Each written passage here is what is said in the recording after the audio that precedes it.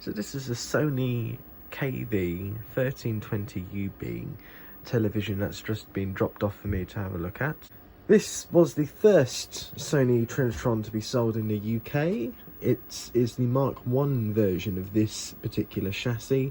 And I believe the only differences are the Mark I model has a valve EHT rectifier and also has brightness and vertical controls on the side, rather than the Mark II, which has a solid state diode for the EHT rectifier and the controls for some reason on the top.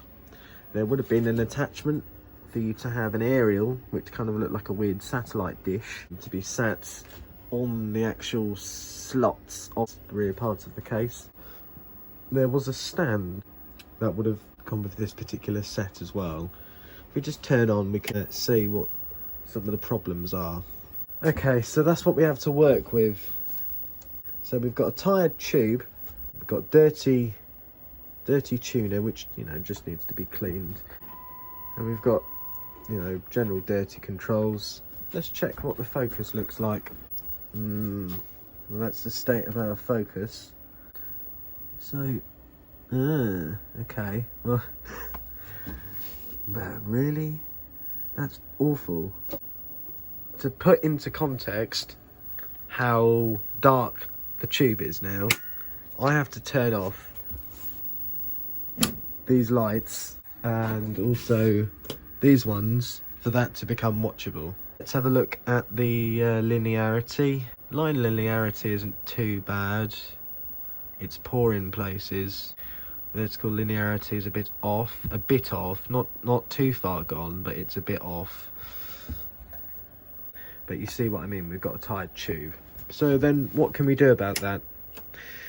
Well, we can either rejuvenate or boost the CRT, which blasts the cathode with some voltage across it whilst overheating the heater, and because of that, or you can reveal more conducting material on the cathode of the individual guns. The early Sony Trinitron tubes don't fare well to that happening to them. As well as that, when this model was made, a lot of these tubes went out of their lifespan pretty early on. In fact, according to someone who I know who used to work for Sony, they were still getting these in for CRT changes to have new tube fitted into them up until 1990. So with that being said, we can fit a heater transformer on here which outputs a couple more volts. I think that'll be the easiest option. Tuner can be cleaned up. We can take an interior look as well and give that a clean. Check the power supply, adjust the HT preset, do a grayscale, as I like to refer to it. If we do grayscale and multi-burst, we can see what we're looking at. So the definition in this picture is shit. And I'll give it a fair chance. I'll turn down the brightness. I can barely make out any of those lines other than those, so yeah, it's not really looking good, is it? I am going to experiment with different heater voltages, see if I can actually get a watchable picture out of this, and if I can, then we can move forward. Right, well, I'll go and do that now then. Chat to you guys soon. Right, take a look at this.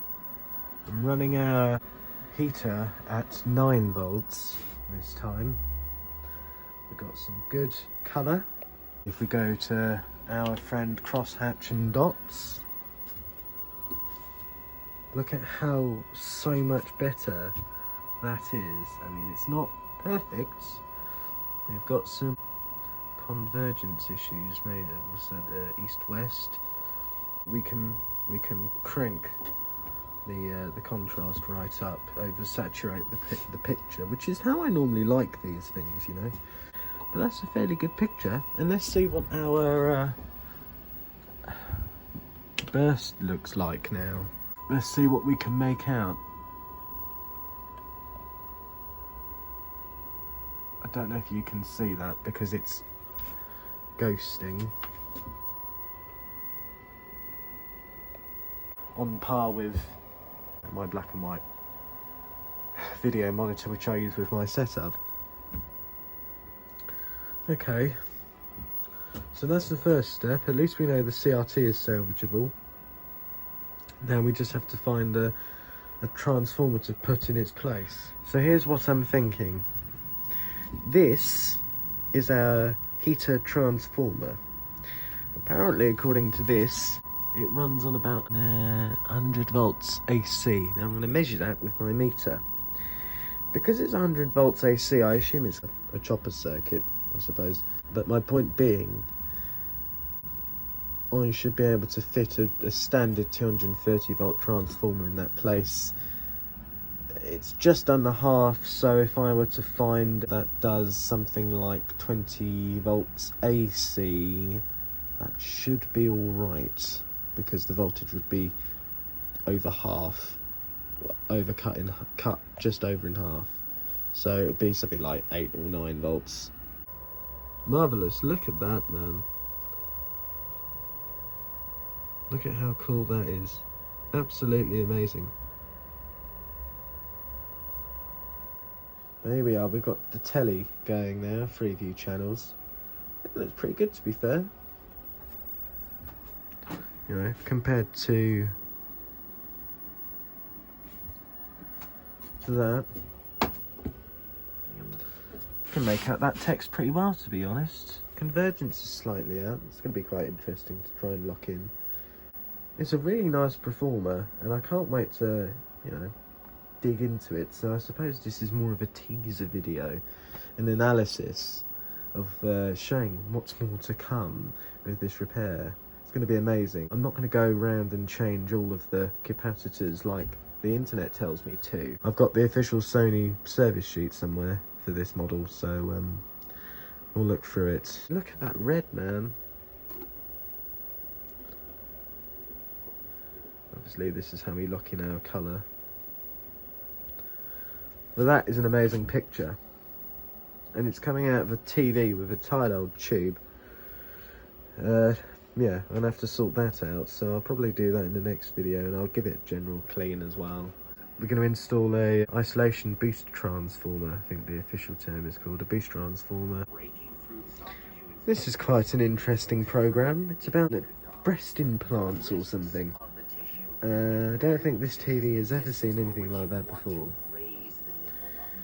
With that being said, I suppose we better sign off. Thank you for watching this video. Catch you in the next one. Please make sure to comment if you have any suggestions for things. Subscribe, ring that bell so you can get updates and stuff when I post the next part of this video. Cheers guys, bye bye.